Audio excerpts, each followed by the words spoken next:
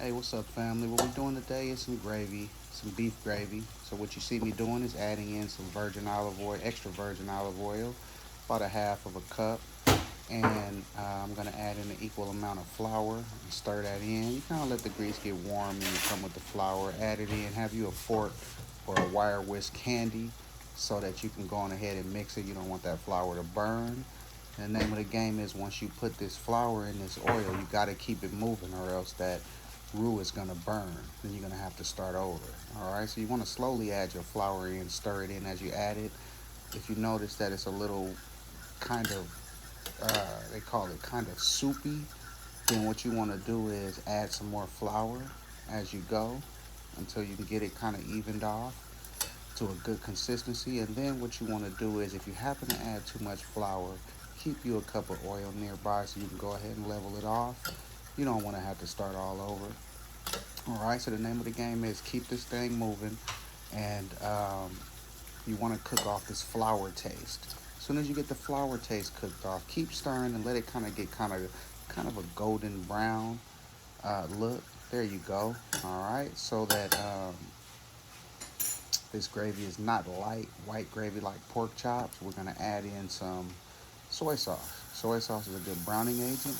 It's also brings a lot of flavor to the gravy. It has some salt in it too, so you don't have to add any salt. Beef broth has some salt in it as well. Now we are going to add some Creole seasoning once we get down to it. We got a little ways to go before we get there. So right now the name of the game is just mixing. All right. Once you see it brown like mine is, go ahead and add you some liquid, either some water or some beef broth or chicken broth if you make it chicken gravy.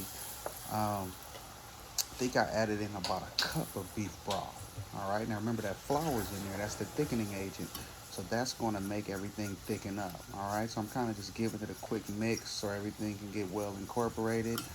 And then we're going to go in and go ahead and throw in our onions. Can't have gravy without onions. It just don't taste right without the onions. All right, so you see we got that pretty well combined. So what we're gonna do is throw in our onions. All right, then we're gonna come in with our seasoning. We got some Tony's Creole. We got some black pepper, some garlic powder, and some onion powder. Okay, that's the garlic powder I'm adding right there. Here goes the onion powder. And we're gonna add that black pepper at the end. You want to get quite a bit of black pepper in there because what we're doing is we're flavoring up the gravy right now. Okay, then you want to come give it a stir, put a top on there and let it simmer, let those onions render down, and that flavor is going to get in that gravy. That gravy is going to thicken up, and we're going to come back in a few minutes and add some more beef broth.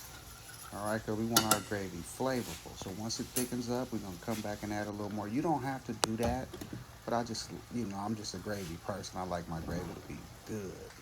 All right. So after letting it simmer, we're going to take a look at it. Look at that gravy. It's thickened up on them. Here we go. Let's come back with some more beef broth. It's actually finished right there if you want to go on ahead and go, but I like to, have my gravy like a two-step gravy. All right, so we're going to give it a mix. We're going to add us a little bit more beef broth to this and let it simmer and render down some more. All right, see how thick that gravy is? All right, so we put the top on there.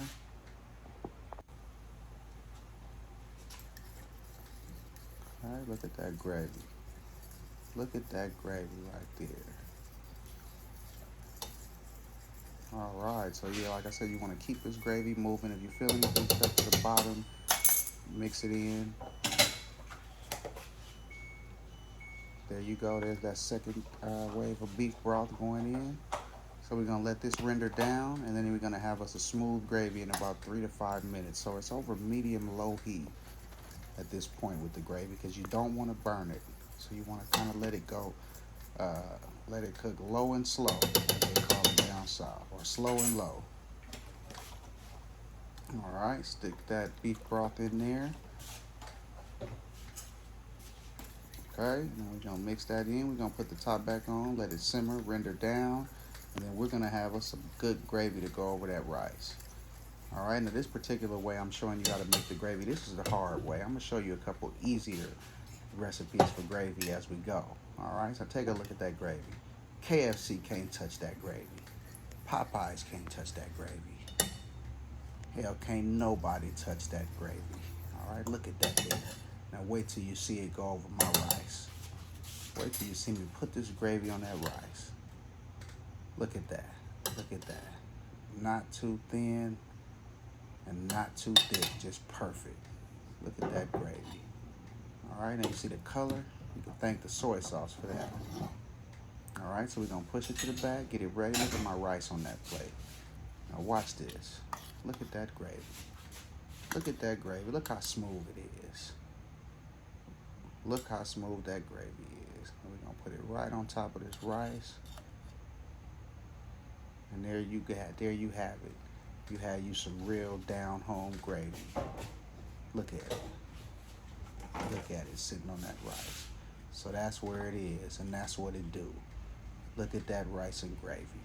Okay, you can do this. Just want to show y'all my plate. This is what I ate with the rice and gravy. I got me a New York steak, rice and gravy, and some mixed vegetables. All right, and we're gonna go right on in on this.